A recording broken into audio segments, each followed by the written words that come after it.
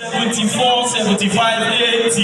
Everyone lady, give it the one is not another one.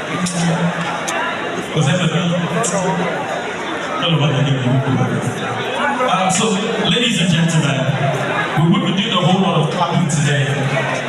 Just while I was introducing this event, an amazing personality just stepped in.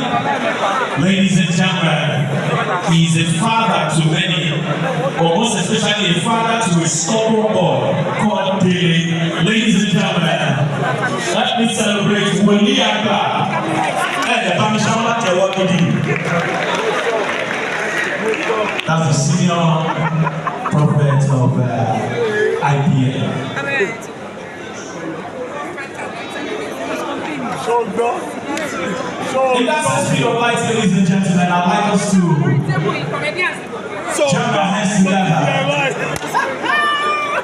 for a selfless leader. That's the male comedian. Yeah. She happens to be a minister of God. Ladies and gentlemen, The female comedian. she took her time to come celebrate with us today. She has so many places she would have rather, choose to go to, but she said she wants to be there. Ladies and gentlemen, please help me celebrate an amazing woman of God, impacting life positively. Help me celebrate Evagenlist, Tope Alabi. She's here with her husband. God bless you, sir.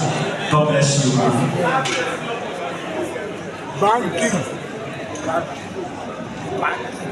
Thank you very much, our Daddy Pope Sochi, God bless you, sir. God bless you. Please, unofficiating photographers, please, can you just leave that table, please? Please, allow them breathe, please.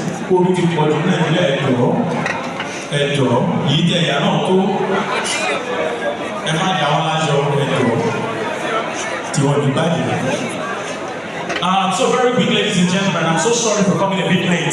I'm just coming from the police station. Which is called that police station. Nǹkan tó ṣẹlẹ̀ lánàá kò ní ṣẹlẹ̀ bí o. Ṣàmì nǹkan tó ṣẹlẹ̀ lánàá ò ní ṣẹlẹ̀ bí. Gbogbo rẹ̀ ní lọ pátí.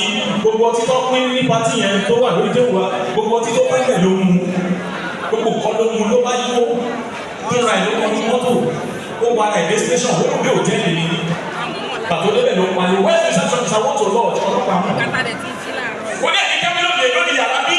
Ọlọ́pàá bá sọ fún ẹ̀sà yàrá wa nígbà standard 800 presidential suite 1-2 ló bá kówó lápò ẹ̀ ló bá san ẹ̀sà lọ́ba lọ tì wọ́n ní àárọ̀ ìlọtí ká lójú ẹ̀ ló bá di géètì ló bá pariwo who brought me here how did I get here ta ló gbé mi wájú báyìí ọlọ́pàá bá dá lóò ẹ̀sà ẹ̀ bá pariwo owó oṣù mọ́lẹ̀ san ọjọ́ kan lẹ́tí lò ọmọ abáyé kọ́ṣẹ́ àti tó wẹ̀lì wá kò ní ṣẹlẹ̀ sí wa lágbára ọlọ́run o kò ní ṣẹlẹ̀ sí wa o fáwọn